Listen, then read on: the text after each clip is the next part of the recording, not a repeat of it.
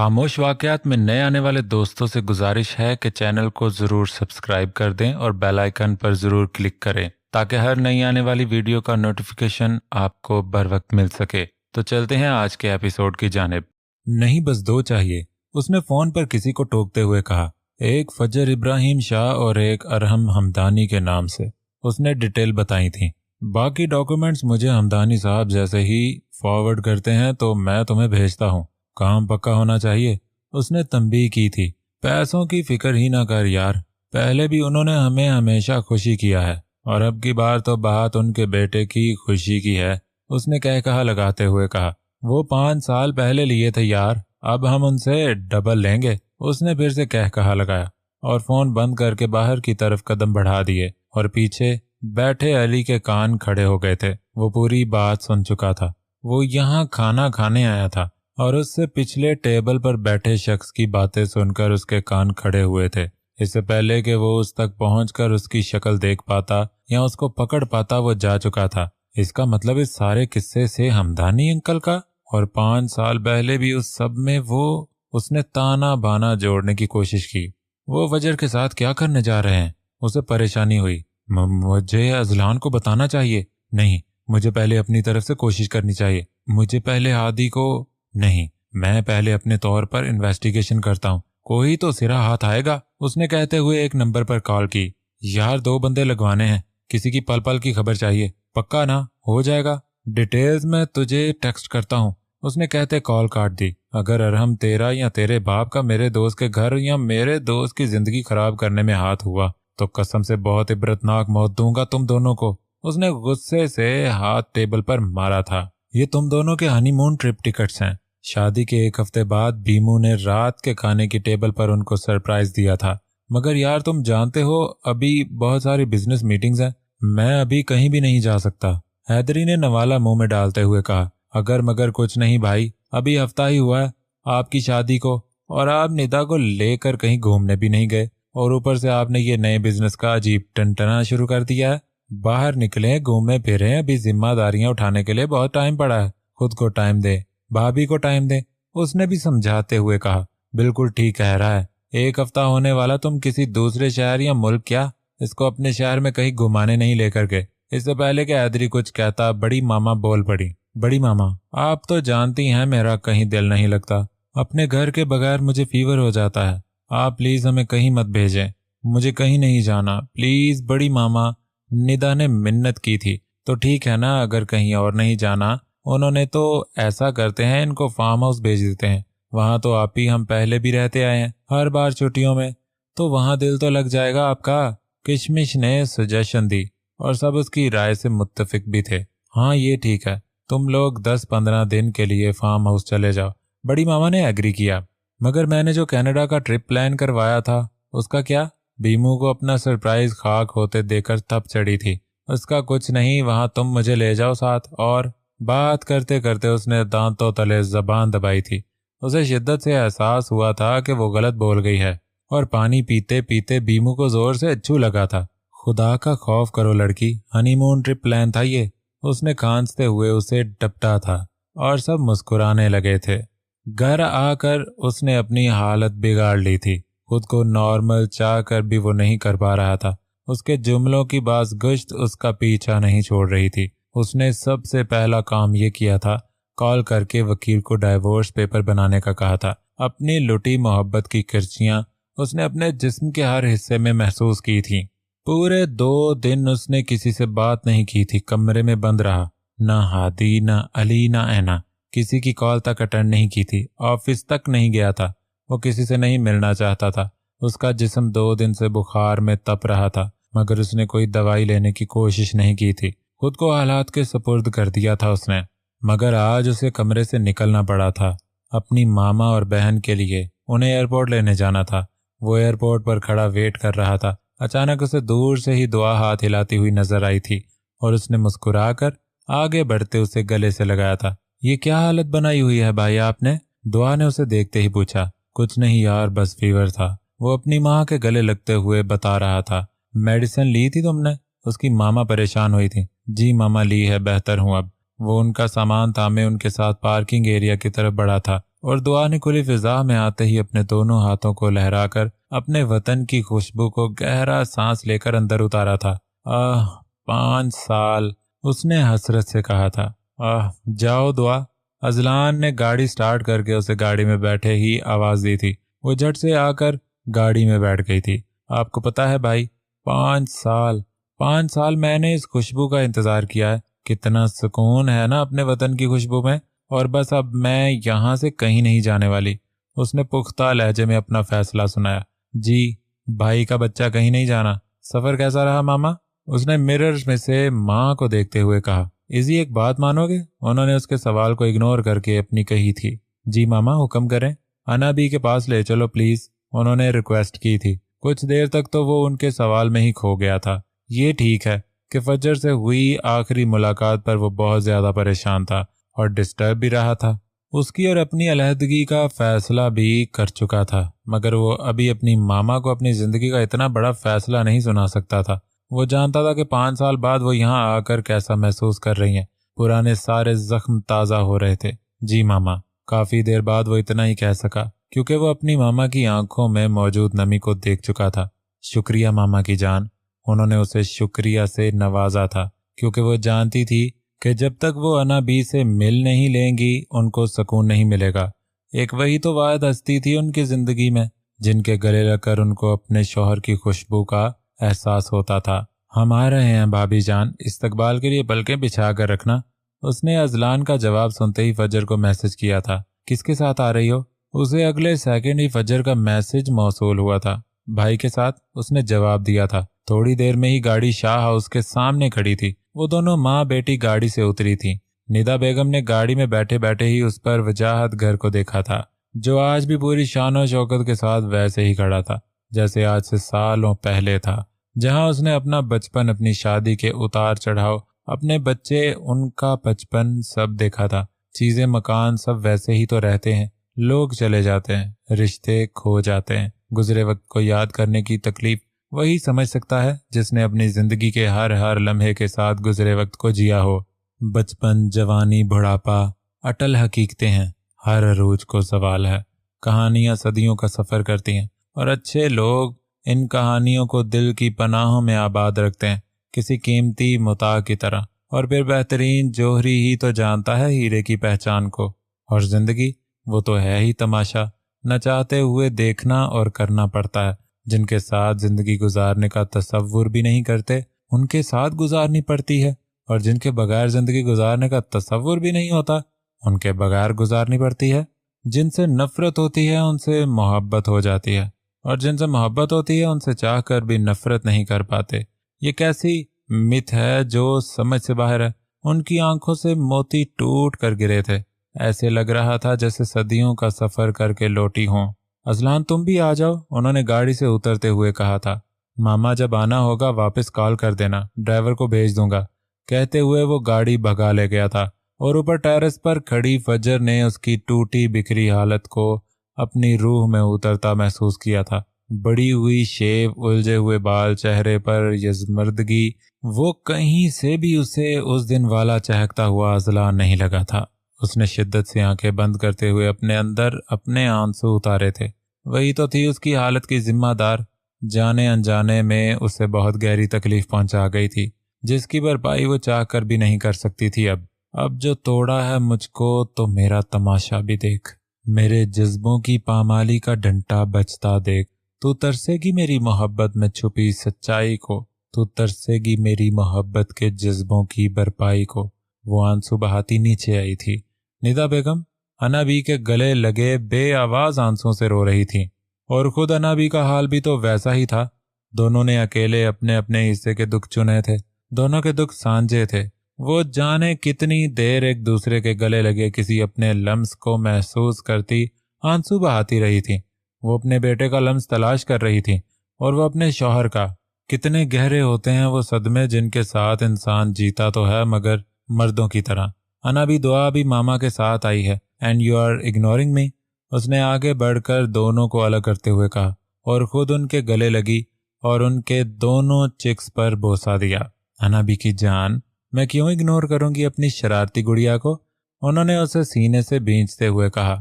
निदा बेगम ने मिशी को गले लगाया और बोसा दिया, फिर फजर की तरफ बढ़ी जो दूर खड़ी डबडबाती आंखों से रो रही थी। उन्होंने आगे बढ़कर उसे गले से लगाया था और उसके गालों को माथे को चूमा था। वो भी अपनी आंटी की आगोश में आते ही पिघल गई थी। माँ की खुशबू महसूस होते ही, ममता का एहसास मिलते ही टूट कर बिखरी थी। है भाभी, डोंट क्राई, उसने इन दोनों की हग में शामिल होते हुए कहा।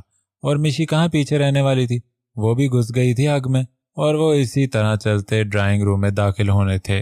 अनाबी की तो खुशी की इंतहा ही नहीं थी। नौकरों की फौज को हुक्म देते नहीं थक रही थी। अजलान अभी तक नाराज है। कब से अटकी उनके होंठों पर बात वो जुबान पर ले आई थी। आंखों में नमी हनूस थी। आएगा अनाबी, मैं खुद लेकर आऊंगी। निदा बेगम उनकी तकलीफ को समझ सकती थी। नहीं आएगा वो, उन्होंने दुख से कहा था। आज भी वो उनसे दूर था। उनके सब बच्चे उनके पास थे, फजर, दुआ, इब्राहिम, मिशी, निदा। एक वही तो मगरूर बना रूठा दूर बैठा था, उनको सजा दे रहा था उनके फैसले की। वो उसकी कमी शिद्दत से महसूस कर रही थी। तुम दोनों फ्रेश हो जाओ, मैं भी नमाज पढ़ लूं, फिर खाना खाते हैं, उन्होंने सोफे से उठते कहा। सर, अभी तक ऐसा कोई क्लू नहीं मिला, ना ही ऐसी कोई सरगर्मी नजर आई जिसकी बुनियाद पर हम आगे का कोई लायहा अमल तय कर सकें। अली के सामने बैठे शख्स ने उसे तफसील बताई। तो आप फिर उस घर के किसी मुलाजिम को खरीदने की कोशिश करें, किसी खास शख्स को जो हमें अंदर की बात बता सके, अंदर अंदर पकने वाली खिचड़ी की, क्योंकि कुछ तो ऐसा है या होने वाला है जिसका क्लू हमें ज़रूर मिलेगा। अली ने कुछ सोचते हुए कहा। जी सर, मैं पूरी कोशिश करता हूँ, उसने उठते हुए कहा। कोशिश नहीं, मुझे क्लू चाहिए। आमिर साहब, ऐसा ना हो कि बहुत देर हो जाए, उसने पुख्ता लहजे में कहा। जी सर, वो कहता जा चुका था। कहाँ गुम हो अजलान, तुम्हें कुछ अंदाजा भी है मेरी जान हलकान हुई पड़ी है? तुम कोई कॉल रिसीव नहीं कर रहे, किसी मैसेज का जवाब नहीं दे रहे, चल क्या रहा है तुम्हारे दिमाग में? उसके फोन उठाते ही वो फुट पड़ी थी। है ना, मैं ऑलरेडी बहुत डिस्टर्ब हूँ, कुछ दिन मुझे अकेला छोड़ दो, तुम्हें तुम्हारे सारे सवालों के जवाब मिल जाएंगे। उसने बगैर लगी पट्टी रखे उससे जान छुड़वाना चाहिए थी। कुछ दिन क्या करना चाह रहे हो? फजर के साथ इस्लामाबाद क्या करने गए थे? मुझे कुछ बताओगे? तुम्हें पता भी है किस तकलीफ से गुजर रही हूं मैं, उसने चिल्लाते हुए कहा। मुझसे ज्यादा तकलीफ किसी तकलीफ से नहीं गुजर सकती तुम, उसने खोखली हंसी हंसते कहा। नेक्स्ट मंथ फजर की रुखसती है तुम्हारे साथ, तुम उसे इस्लामाबाद में घर गिफ्ट कर रहे हो, और ये सब सुनकर भी मेरी तकलीफ तुमसे कम है? वाह, कैसी बातें कर रहे हो तुम, उसने गुस्से से पिनकारते हुए कहा। ये सब तुम्हें किसने कहा? उसने हैरान होते हुए कहा। अली ने। तुम तो कुछ बताने वाले नहीं थे, और उसने मेरी इतनी इंसल्ट भी की। खैर, उसकी तबीयत तो मैं दुरुस्त कर लूंगी। तुम बताओ, ये सब सच है? उसने आखिरी उम्मीद के तहत पूछा। ऐसा कुछ नहीं है ना, जो सच है वो जल्द सबके सामने आ जाएगा, उसने बेबस होते कहा। ऐसा कुछ नहीं है तो फिर मेरी जिंदगी को इस तकलीफ से आज़ाद क्यों नहीं कर देते? उसने नर्म लहजे में कहा। मैं कैसे आज़ाद कर सकता हूँ किसी को किसी की तकलीफ से? मेरी तो खुद की जिंदगी रेत की तरह हाथों से फिसल रही है, कहते उसने फोन रख दिया था। वो फार्म हाउस पर थे। उस दिन के बाद हैदरी ने उससे बात तक नहीं की थी, ना ही उसे हाथ तक लगाने की गलती की थी। वो उसे टाइम देना चाहता था इस रिश्ते को समझने के लिए, और शायद वो उसे उसके कहे गए लफ्जों का, उसकी गलती का एहसास भी दिलाना चाहता, इसलिए बेपरवाह सर्द महर बना फिर रहा था। सारा दिन वो उसे फार्म हाउस अकेला मुलाजमाओं के रहमो करम पर छोड़कर पता नहीं कहाँ कहाँ फिरता रहा था। निदा को रह रहकर गुस्सा आ रहा था। वो बुरी तरह बोर हो रही थी, घर पर भी कॉल करके सबसे बात कर चुकी थी। अब उसे रह रहकर खुद पर गुस्सा आ रहा था कि वो आई ही क्यों उसके साथ। घर पर सारा दिन कशमकश और मामा के साथ टाइम गुजार देती थी, और हैदरी के रूम में आने से पहले सो जाती थी। मगर उसने भी इन दिनों में उसे बुलाने की या बात करने की कोशिश नहीं की थी, और ये बात निदा को ज्यादा परेशान कर रही थी। हाँ, अब क्यों आएंगे मेरे पास? एक रात में दिल भर गया होगा। मैं भी बेवकूफ़ हूँ जो ये सोच रही हूँ कि मेरी गलती है। नहीं, मैंने उस दिन जो भी कहा था ठीक कहा था। वो खुद से खुद कलामी करते सोने की कोशिश कर रही थी। कैसा हनीमून है ये, रात के 12 बज रहे हैं और इनका कुछ पता नहीं। वो खुद से बड़बड़ाते सो गई थी, मगर अभी कच्ची पक्की नींद में ही थी कि बालकनी के पास कुछ खटका महसूस हुआ। उसने उठकर इधर उधर देखा और फिर वहम समझकर लेट गई। थोड़ी देर बाद उसे फिर से वही फीलिंग आई और वो अब उठकर बैठ गई। پھر اسے کھڑکی کے پاس کچھ ہیولا سا نظر آیا۔ اب کہ وہ بری طرح ڈری تھی، اس نے ڈر کے مارے چیخ ماری تھی اور پھر اس نے ہاتھ اپنے منہ پر رکھ کر اسی چیخ کو دبانے کی کوشش کی تھی۔ اس کا جسم پوری طرح کانپ رہا تھا اور پسینے آ رہے تھے، وہ بری طرح ڈر رہی تھی۔ کچھ دیر بعد اسے پھر سے کسی چیز کے گرنے کی آواز آئی۔ اب اس کی اچھی خاصی جان فنا ہوئی تھی اور اسی لمحے لائٹ چلی گئی۔